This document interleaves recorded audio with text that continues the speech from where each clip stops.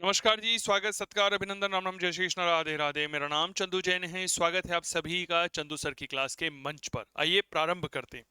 हमने इतिहास की एक ऐसी श्रृंखला स्कूल लेक्चर के लिए प्रारंभ की है। पार्ट 3 है भारतीय इतिहास का, कि वह प्रश्न जिन्हें हम अक्सर गलत कर देते हैं। आपने देखा होगा ना, परीक्षा में बहुत सरल सरल प्रश्न जो है वह गलत हो जाते हैं। तो आइए उन प्रश्नों पर थोड़ी सी ध्यान आकृष्ट करने की कोशिश करते हैं, चेष्टा करते हैं, अभिलाषा करते हैं। सबसे पहले एक महत्वपूर्ण सूचना आप सभी प्यारे साथियों के साथ साझा कर दूं। स्पेशल मानसून ऑफर प्रारंभ हो रहा है 28 और 29 जुलाई से। इतिहास के सभी कोर्सेज पर झमाझम बचत होगी, यानी कि कल से यह ऑफर लाइव हो जाएगा, आज रात्रि 12 बजे से। फर्स्ट ग्रेड इतिहास पेपर 2 का लाइव प्लस रिकॉर्डेड दोनों कोर्स यहां पर उपलब्ध है। लाइव बैच जो है वह 1 अगस्त से शुरू होगा। ठीक है। हिस्ट्री फाउंडेशन ऑल पीजीटी का कोर्स है यहाँ पर, assistant professor plus UGC net के लिए आप इस कोर्स को ले सकते हैं। इतिहास दर्शन का लाइव है, विश्व इतिहास है, प्राचीन भारत, मध्यकालीन भारत, आधुनिक भारत टेस्ट सीरीज है। पीडीएफ में नोट्स है, हार्ड कॉपी में नोट्स है, second grade SST UP TGT और इसके अलावा कई सारे कोर्सेज हैं। तो देरी मत करिएगा, लाइव क्लासें 1 अगस्त से शुरू कर रहा हूँ। लाइव बैच होगा, बिल्कुल नया फ्रेश बैच आपके लिए लॉन्च कर रहा हूँ। ठीक है। चलिए, पहला प्रश्न आप सभी के लिए। निम्नलिखित में से किसने मानसून की खोज की थी? हेरोडोटस ने की थी, हिप्पेलस ने की, होमर ने की थी, टॉलमी ने की थी। मानसून की खोज करने वाला कौन है? एक अच्छा प्रश्न है सर, याद रखिएगा, मानसून की खोज करने वाला कोई और नहीं है, यह हिप्पेलस है। निम्नलिखित में से कौन युग्म सुमेलित नहीं है? मुरुगन पहाड़ी क्षेत्र के निवासी, वरुण वनिक, कृष्ण चरवाहे, कोरकई योद्धा। यानी कि मुरुगन जो है यह पहाड़ी क्षेत्रों के निवासी है, वरुण वनिक है, कृष्ण चरवाहे हैं, कोरवई जो है यह योद्धा है। सही सुमेलित जो है वह नहीं है। एक अच्छा प्रश्न, याद रखिएगा, इसमें वरुण यानी कि वणिक जो है यह नहीं होगा, बाकी सब कुछ सही होगा। अगला प्रश्न, कुषाण शासक कनिष्क के शासनकाल में लिखी गई बौद्ध धार्मिक ग्रंथों की भाषा पाली थी, प्राकृत थी, संस्कृत थी, उपरोक्त सभी थी। कनिष्क के शासनकाल में ही बौद्ध धर्म की चौथी बौद्ध संगीति का भी आयोजन किया गया था। ठीक है ना। तो मुझे यहाँ पर एक बात समझ में नहीं आ रही है, जो आप साझा करिएगा, कि कनिष्क के शासनकाल में जितनी भी धार्मिक किताबें लिखी गई थी, विशेष तौर पर बौद्ध धर्म की, उनकी भाषा क्या थी? याद रखिएगा, वह संस्कृत भाषा में लिखी गई थी। अगला प्रश्न, निम्नलिखित में से कौन एक बौद्ध शाखा धर्म का प्रचार भारतीय सीमा से बाहर करने के लिए प्राथमिक रूप से उत्तरदायी था? वज्रयान, महायान, हीनयान और इनमें से कोई नहीं। NOTA, NOTA, none of the above. बताइए।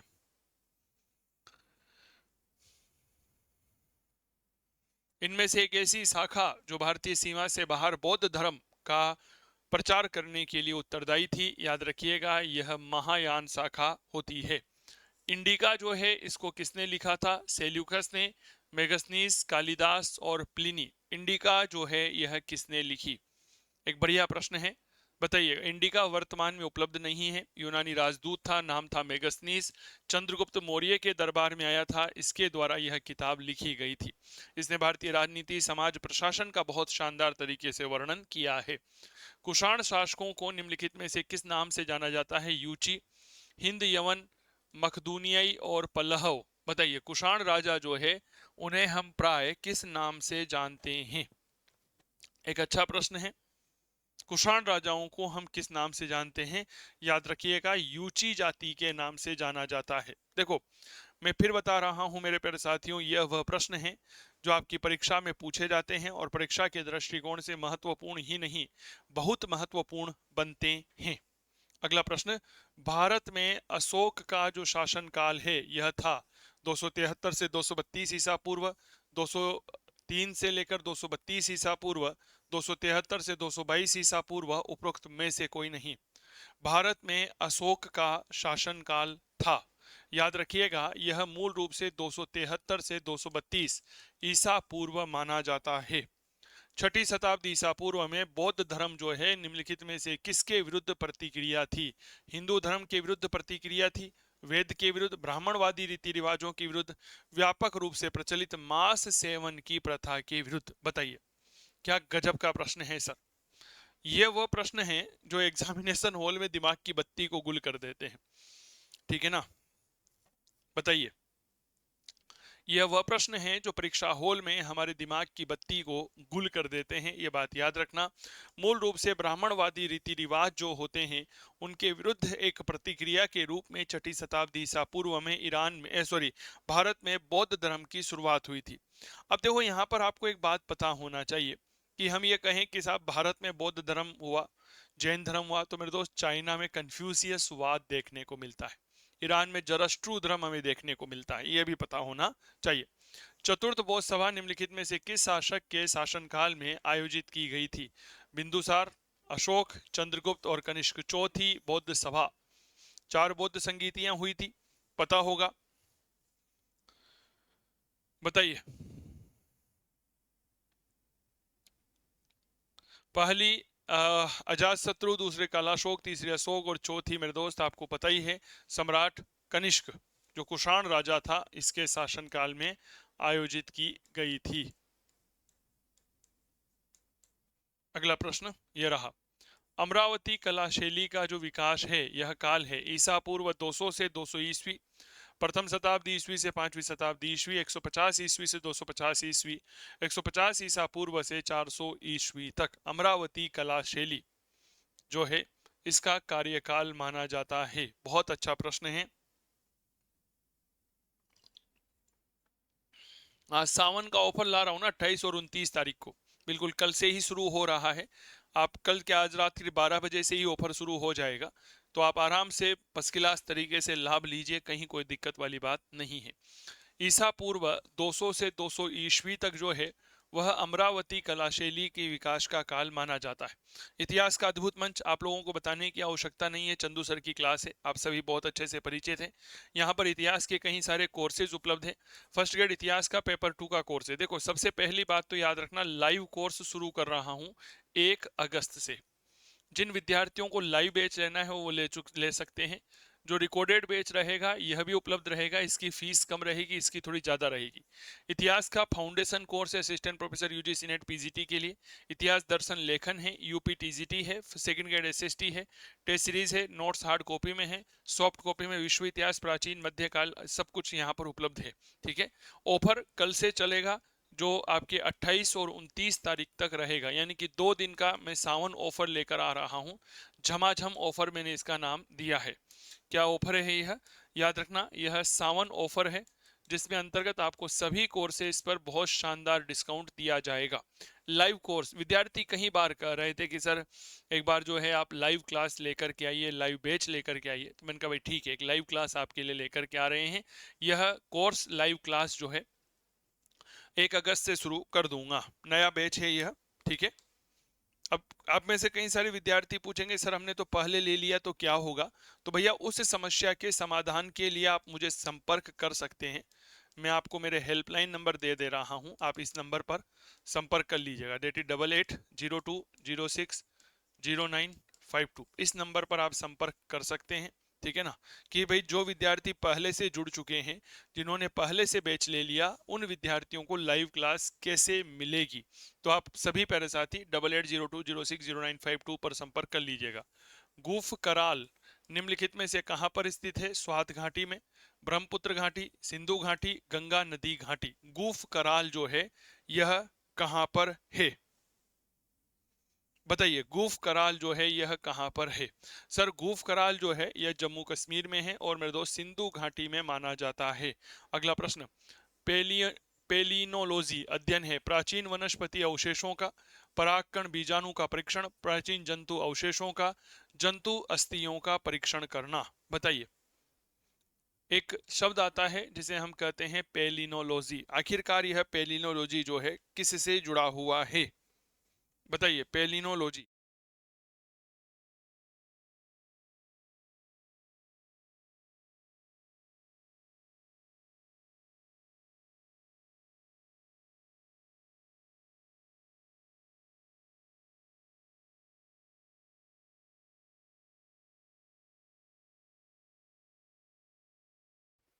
चलिए, अगला जो एक इंपॉर्टेंट प्रश्न हम आपके लिए लेकर के आ रहे हैं कि आखिरकार पेलिनोलॉजी क्या होता है। तो याद रखिएगा, यह परागकण और बीजाणु जो है इसका यह परीक्षण माना जाता है। परागकण और बीजाणुओं का परीक्षण पेलिनोलॉजी कहलाता है। पाषाण उपकरण निर्माण का एक केंद्र इसामपुर निम्नलिखित में से किस राज्य में है? महाराष्ट्र में है, गोवा में है, कर्नाटका में है और राजस्थान में है। बताइए। इसामपुर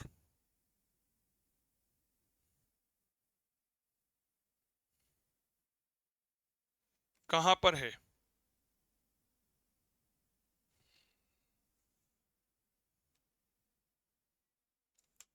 सर याद रखिएगा, पाषाणकालीन उपकरण का एक केंद्र इसामपुर जो है यह आपके कर्नाटक राज्य में स्थित है। हड़प्पा सभ्यता का उत्कर्ष काल 1000 से 600 ईसा पूर्व, 2250 से 1750 ईसा पूर्व, 1500 से 1000 ईसा पूर्व, 1200 से 800 ईसा पूर्व। बताइए। हड़प्पा सभ्यता जो है इसका कालक्रम माना जाता है, कब से कब तक होगा?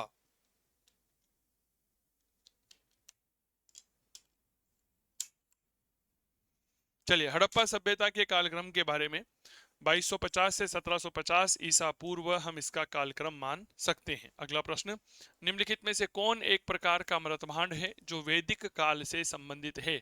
गेरुवर्णी मृतभांड, काले लाल मृतभांड, लाल मृतभांड, चित्रित धूसर मृतभांड। एक ऐसे मृतभांड जो वैदिक काल से जुड़े हुए हैं। बहुत अच्छा प्रश्न है, याद रखिएगा यह मूल रूप से गेरुवर्णी मृतभांड होते हैं जो वैदिक काल से जुड़े हुए हैं। अगला प्रश्न, कांसे की नर्तकी की मूर्ति उत्खनन प्राप्त हुई है? मोहनजोदड़ो से, हड़प्पा से, चहुंद्रो से, कालीबंगा से। कांसे की नर्तकी ये हमें कहां से प्राप्त हुई है? बताइए। कांसे की नर्तकी की प्रतिमा जो है कहां से मिली है? काफी महत्वपूर्ण प्रतिमा है, याद रखिएगा यह मोहनजोदड़ो से प्रारंभ हुई है।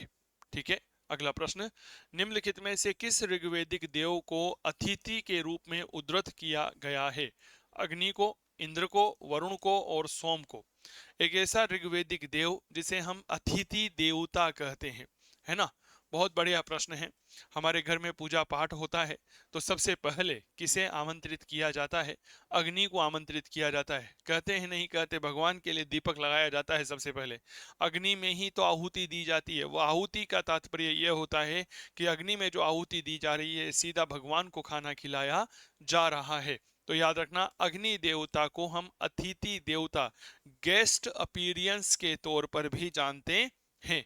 निम्न सभाओं में से किसे नरिष्ठ कहा गया है? जिसका अर्थ एक ऐसा प्रस्ताव जिसे कभी भंग नहीं किया जा सकता। गण है, विदत है, सभा है, समिति है। नरिष्ठ कहा गया है। हाँ, सावन का ऑफर कल से शुरू हो रहा है, 28 और 29 तारीख को सावन का अवसर और एक शानदार ऑफर आपके लिए रहेगा जिसमें इतिहास के सारे कोर्सों पर बढ़िया डिस्काउंट आपको मिलने वाला है। ठीक है, एक बहुत बड़ा ऑफर आ रहा है। ठीक है, लाइव क्लास 1 अगस्त से शुरू करूंगा, लाइव बैच होगा, नया बैच होगा। सर, नरिष्ठ कहा गया है, सभा को कहा गया है। नरिष्ठ का मतलब होता है एक ऐसी संस्था जिसका किसी के द्वारा उल्लंघन नहीं किया जा सकता। अगला प्रश्न, संगम काल में तमिल भाषा में महाभारत लिखने वाला कौन था? कंबन था, कुट्टन था, विल्लारी पुत्र आलवार था, पुरुंदेवनार था। संगम काल में तमिल भाषा में महाभारत लिखने वाला कौन था? तो याद रखना, संगम काल में तमिल भाषा में महाभारत लिखने वाला कुट्टन था। कौन था? एक नया प्रश्न है, चीजें याद रखना। कुट्टन था। देखो, सवाल जो है उसकी अवधारणा आपको समझनी होगी, चीजों को जानना होगा, तब जाकर के हम सफलता को प्राप्त कर सकते हैं, वरना संभव ही नहीं है। अगला प्रश्न, श्रुति साहित्य में निम्नलिखित में से कौन शामिल नहीं था? ब्राह्मण, वेदांग, अरण्यक, उपनिषद। श्रुति साहित्य, क्या बात है मेरे दोस्त। देखो, सबसे पहले ही बात याद रखो, आखिरकार श्रुति साहित्य होता क्या है। श्रुति साहित्य को ही हम मूल रूप से वैदिक साहित्य के नाम से जानते हैं। बताओ भाई, किस नाम से जानते हैं? याद रखना, वैदिक साहित्य के नाम से ही श्रुति साहित्य को याद किया जाता है। वैदिक साहित्य के 4 भाग होते हैं। वेद, वेद समझ में कम आए तो भाई साहब इनको समझने के लिए सरल भाषा में ब्राह्मण ग्रंथों की रचना कर दी गई। क्या ये बात क्लियर हो गई? फिर आए आरण्यक ग्रंथ, यह ग्रंथ जंगल में एकांतवास में लिखे जाते थे। क्लियर हो गई? और सबसे लास्ट में जो ज्ञान मार्गी साहित्य है, जो गुरु के निकट बैठ कर के प्राप्त किया जाता है, श्रद्धा पूर्वक प्राप्त किया जाता है, वह क्या कहलाता है? वह उपनिषद कहलाता है। तो वेदांग जो है ना, यह मेरे प्यारे साथियों श्रुति साहित्य का अंग नहीं होता है, यानी कि वैदिक साहित्य। वैदिक साहित्य का क्रम पूछ लिया जाता है तो आपको यह क्रम भी जो है वह याद रखना है। अगला प्रश्न, क्या बात है भैया, इस क्लास की पीडीएफ के लिए आप जो है चंदू सर की क्लास मोबाइल एप्लीकेशन को डाउनलोड कर लीजिएगा गूगल प्ले स्टोर पर।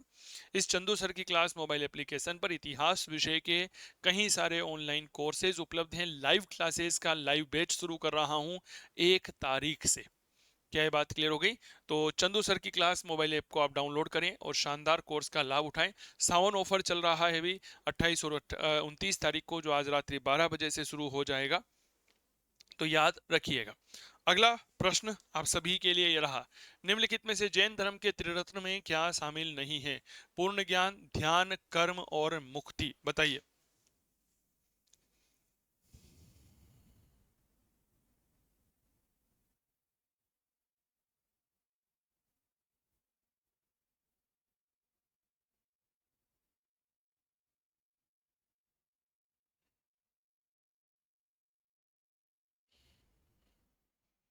बताइए, एक अच्छा प्रश्न है कि साहब जैन धर्म के त्रिरत्न में जो है वह क्या शामिल नहीं है। ठीक है, तो याद रखना, जैन धर्म में ज्ञान होता है, ध्यान होता है, कर्म होता है, मुक्ति ये यहाँ पर शामिल नहीं होती है। अगला प्रश्न, निम्नलिखित में से कौन जो है वह शैव संप्रदाय के शैव संप्रदाय सबसे पहले अभ्युदित हुआ था? कापालिक, कालामुख, पाशुपत और कनफटा। शैव संप्रदाय जो है वह सबसे पहले अभ्युदित हुआ था। ठीक है सर, याद रखना पाशुपत संप्रदाय जो है यह सबसे पहले हुआ था। निम्नलिखित में से कौन प्राचीन तमिल ग्रंथ व्याकरण से संबंधित है? शिल्पदिकारम, मणिमेखलई, तोलकापियम और पुराणुनूर, बताइए। एक ऐसा तमिल ग्रंथ जो व्याकरण से जुड़ा हुआ है, उसके बारे में थोड़ी सी जानकारी हमें उपलब्ध करवाइए। बहुत अच्छा प्रश्न है, तो याद रखिएगा वो होता है तोलकापियम। तोलकापियम जो है यह व्याकरण से जुड़ा हुआ एक शानदार ग्रंथ है। मौर्य प्रशासन में माप और तोल का अध्यक्ष था। संस्था अध्यक्ष, लवणा अध्यक्ष, शुल्का अध्यक्ष और पोतवा अध्यक्ष। मौर्य काल में माप और तोल का अध्यक्ष जो है वह क्या कहलाता था? बताइए। सर, माप और तोल के अध्यक्ष के रूप में हम शुल्का अध्यक्ष को जानते हैं।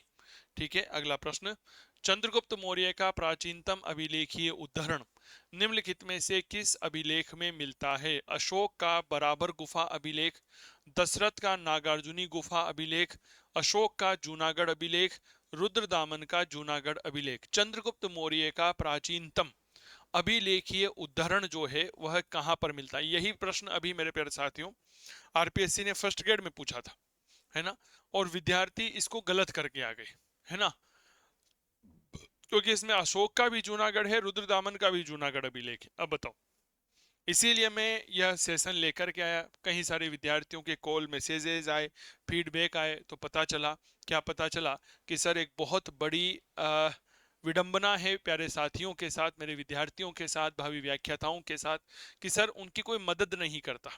कि इतिहास के ऐसे प्रश्न कोई नहीं करवाता जो परीक्षा के लिए उपयोगी हो।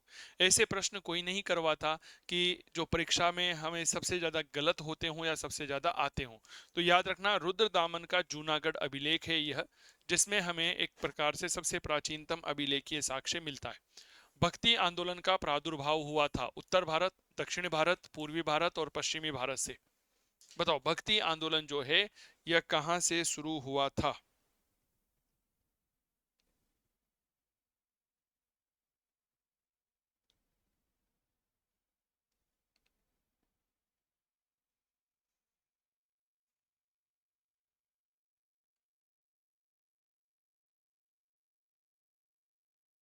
बताइए।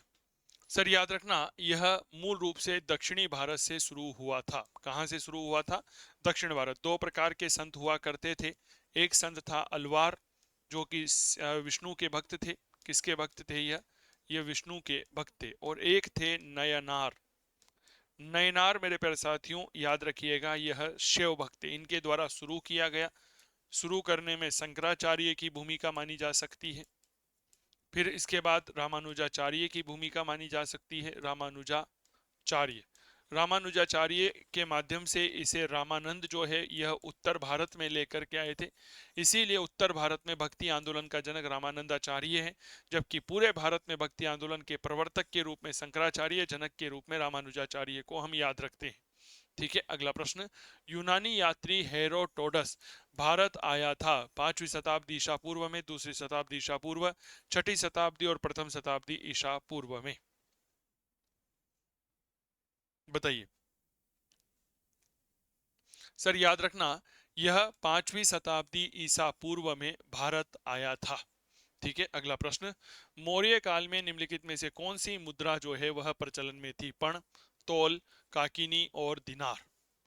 मौर्य काल में कौन सी मुद्रा जो है वह प्रचलन में थी? एक अच्छा प्रश्न है, याद रखिएगा मौर्य काल में पण नाम की एक मुद्रा जो है यह प्रचलन में थी। मौर्य प्रशासन में रूप दर्शक था मंच प्रबंधक, स्वर्ण चांदी और तांबे का परीक्षक, सिक्कों का परीक्षक, गणिकाओं का अध्यक्ष। रूप दर्शक, ठीक है,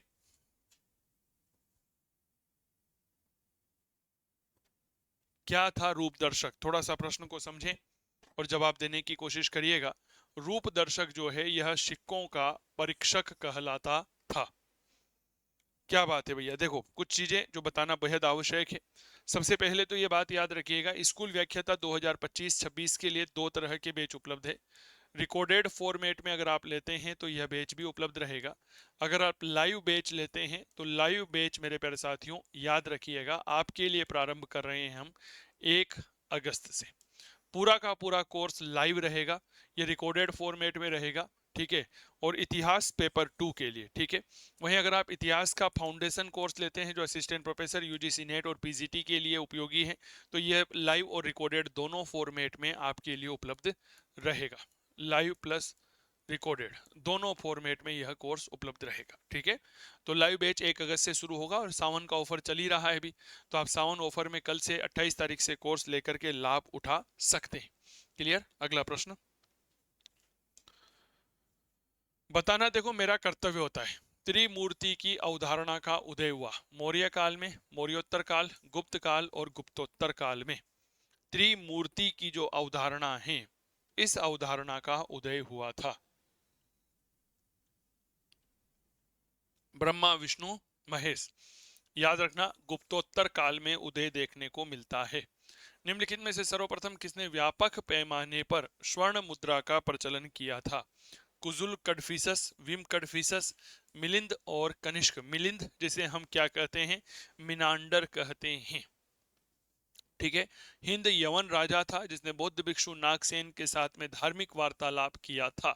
याद रखिएगा मिलिंद सॉरी विम कडफिसस जो है इस प्रश्न का सही जवाब होगा। अगला प्रश्न, भारत में रोम से व्यापारिक प्रतिष्ठान की खोज निम्नलिखित में से सर्वप्रथम की गई थी? भारत में रोम के व्यापारिक प्रतिष्ठान अरिकमेडू में, मुजिरिस में, भरूच में और ताम्रलिप्ति में। एक अच्छा प्रश्न है, एक अलग लेवल का प्रश्न है। क्या ये बात क्लियर हो गई? बहुत अच्छे से प्रश्न का जवाब दीजिए। इस तरह का प्रश्न भी अरिकमेडू का आया भी था ना आपके फर्स्ट ईयर के एग्जाम में। अरिकमेडू सही है, वहां पर अरिकमेडू को यूनानी बस्ती बता रखा था, जबकि हमने हमारे नोट्स में स्पष्ट लिखा रखा है कि ये यूनानी नहीं, एक रोमन बस्ती थी। ठीक है ना? अगला प्रश्न, निम्नलिखित में से किसने एहोल अभिलेख की रचना की? विष्णुगुप्त, हरिशेन, रवि कीर्ति और बाणभट्ट। एहोल अभिलेख जो है इसकी रचना करने वाला कौन था? तो याद रखना रवि कीर्ति। रवि कीर्ति ने एहोल प्रशस्ति की रचना की थी। रवि कीर्ति जैन था यह, जो चालुक्य शासक पुलकेशी द्वितीय का दरबारी था। इसी एहोल अभिलेख में हमें हर्षवर्धन की पराजय का अलंकारिक भाषा में वर्णन मिलता है। इसमें लिखा गया है कि हर्षवर्धन हर्ष रहित हो गया, हर्ष की गज सेना जो है वह पराजित हो गई थी। निम्नलिखित में से किस शासक ने गुप्त मुद्रा व्यवस्था की शुरुआत की थी? श्रीगुप्त, चंद्रगुप्त प्रथम, समुद्रगुप्त और चंद्रगुप्त द्वितीय। गुप्त मुद्रा व्यवस्था जो है इसकी शुरुआत की थी, किसने की थी? तो याद रखना, गुप्त मुद्रा व्यवस्था की शुरुआत किसी और ने नहीं, चंद्रगुप्त प्रथम ने ही की थी। निम्नलिखित में से किसने चरक को संरक्षण दिया? चंद्रगुप्त द्वितीय, मिलिंद, पुष्यमित्र शुंग और कनिष्क। प्रसिद्ध राजवैद्य चरक, ठीक है, इसको संरक्षण देने वाले व्यक्ति कौन थे? बहुत बढ़िया प्रश्न है, बहुत शानदार प्रश्न है। अब देखो, ये जो प्रश्न पूछा जाता है ना, तो मैं दावे के साथ कह सकता हूं, पुष्यमित्र शुंग और कनिष्क दोनों में कंफ्यूजन होना स्वाभाविक बात है, लेकिन इस प्रश्न का सही जवाब होगा कनिष्क। वर्ण संकर का अर्थ है धार्मिक सभाएं, सामाजिक वर्गों का अंतर्मिश्रण, व्यापारियों का संघ और कुम्हारों का संघ। बताएं, वर्ण संकर जो है इसका अर्थ क्या होता है? याद रखिएगा, सामाजिक वर्गों का अंतर्मिश्रण जो है यह वर्ण संकर का अर्थ होता है। निम्नलिखित में से एक अभिलेख लौह स्तंभ पर पाया गया है? प्रयाग प्रशस्ति है, महरौली है, एरण है, जूनागढ़ प्रशस्ति है। एक ऐसा अभिलेख जो मेरे प्यारे साथियों लौह स्तंभ पर पाया गया है, वह क्या है? ठीक है, बताइए सर। याद रखिएगा, यह दिल्ली के मेहरौली में पाया गया है। मेहरौली लौह स्तंभ है जिसमें चंद्र नामक राजा का उल्लेख है। बताया गया है कि इस चंद्र नामक राजा ने सिंध नदी पार करके बहालिकों को पराजित किया था। ठीक है, चलिए अगला प्रश्न जो आपके लिए है वह ये रहा। अरे क्या बात है, यूजीसी नेट टॉपर से तो मिल लो आप एक बार। मेरे दोस्त, यूजीसी नेट जून का पेपर आया, हमारे एक विद्यार्थी राम प्रसाद जी कुमावत ने 99.81 परसेंटाइल हासिल करके नेट जेआरएफ में पहली बार सफलता प्राप्त की थी। पहली बार में ही सफलता प्राप्त की थी। हमारे फाउंडेशन बैच के विद्यार्थी रहे ये, तो ये बहुत बहुत बधाई के पात्र हैं। ऐसे तो कई सारे सितारे हैं हमारे, आप भी इन सितारों में शामिल हो सकते हैं, ये मैं बता देता हूं।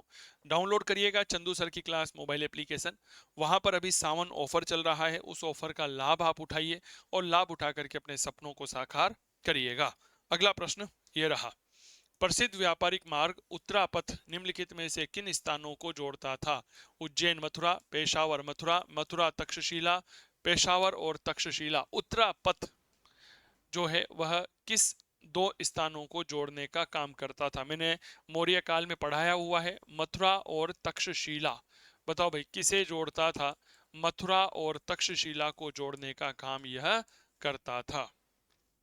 शुंग शासक अग्निमित्र निम्नलिखित में से किस लेखक की कृति का नायक था? पतंजलि, अश्वघोष, कालिदास और बाणभट्ट। अग्निमित्र निम्नलिखित में से किस कृति का नायक बताया गया है? बताएं।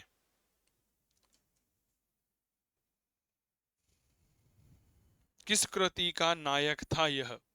तो याद रखिएगा, अग्निमित्र जो है वह कालिदास के मालविका अग्निमित्र नामक जो कृति है उसका नायक है। निम्नलिखित में से कौन एक बंदरगाह भारत के पश्चिमी तट पर अवस्थित नहीं था? भारत के पश्चिमी तट, ये रहा आपका पश्चिमी तट, ये आ जाता है पूर्वी तट। मोटूमल्ली, मुजिरिस, सुरपारकर और कल्याण। भाई साहब, ऐसे ही तो प्रश्न पूछता है वह। अरे क्या मैं ठीक कर रहा हूं क्या?